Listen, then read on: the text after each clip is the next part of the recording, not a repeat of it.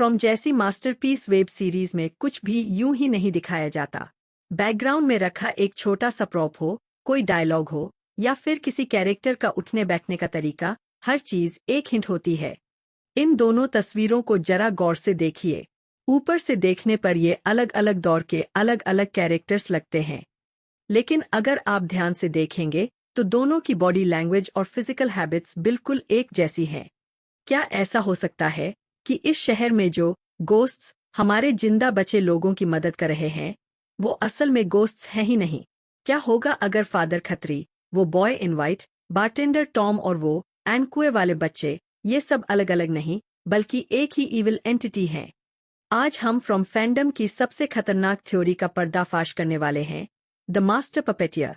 और इस सबूत को देखने के बाद शो के हेल्पफुल गोस्ट्स को देखने का आपका नजरिया हमेशा के लिए बदल जाएगा। शुरुआत करते हैं सीधे तौर पर दिखने वाले सबूतों से। पूरे शो के दौरान हम अलग अलग टाइम पीरियड के कैरेक्टर्स को अनजाने में एक जैसी आदतें दोहराते हुए देखते हैं। इस फ्रेम को देखिए। एक तरफ आज के दौर का इंसान है और दूसरी तरफ इस टाउन के पास्ट का एक कैरेक्टर। दोनों अपने दोनों हाथों से बेल्ट के बकल को ठीक कर रहे हैं। और यहाँ तो ये चीज बिल्कुल साफ हो जाती है। टाउन का वो एनकुए बच्चा और फादर खत्री दोनों सड़क पर चलते हुए अपनी उंगलियों को मिलाकर एक पोजीशन बना रहे हैं।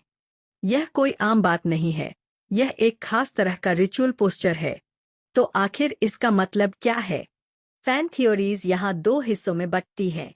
पहली थ्योरी है री-इनकार्नेशन, यानी ये टाउन समय के किसी टाइम लूप में फंसा है और आज के लोग अपने पिछले जन्म की आदतों को दोहरा रहे हैं। लेकिन दूसरी और सबसे डरावनी थ्योरी है द शेप शिफ्टर्स टेल। जरा सोचिए, जब इविल एंटिटी ह्यूमन फॉर्म लेती है तो वो इंसानों जैसी हरकतें भी करने लगती हैं। ये एक जैसी हरकतें असल में उस ताकत की अनजानी गलतियां हैं। शेप शिफ्टर अपना चेहरा तो बदल लेता है, लेकिन अपनी बॉडी लैंग्वेज बदलना भूल जाता है। 3 सीजन से हम दर्शक और इस टाउन के लोग यहाँ की ताकतों को 2 हिस्सों में बांटकर देख रहे हैं, अच्छा और बुरा। बुरा तो साफ है, रात में आने वाले वो मुस्कुराते हुए मॉन्स्टर्स और वो मैन इन येलो। और अच्छा वो बॉय इन वाइट जो विक्टर और ईथन की जान बचाता है, या फादर खत्री का गोश्त जो बॉयड के सबसे बुरे वक्त में आकर उसे सही रास्ता दिखाता है। लेकिन अगर सेम एंटिटी थ्योरी सच है तो ये गोस्ट ही सबसे बड़ा जाल है। साइकोलॉजिकल वॉरफेयर, मानसिक युद्ध का एक नियम है।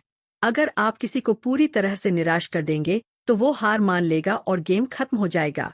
इस टाउन को अपना टॉर्चर चालू रखने के लिए लोगों के अंदर उम्मीद को जिंदा रखना जरूरी है।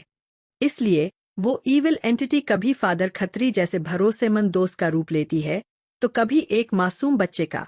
वो इन लोगों को उतनी ही उम्मीद देती है जिससे ये हार न माने और इस खूनी खेल का हिस्सा बने रहें। मॉन्स्टर्स डराने के लिए हैं और ये भूत रास्ता दिखाने के लिए, ताकि लोग खुद चलकर अगले जाल में फंस जाएं।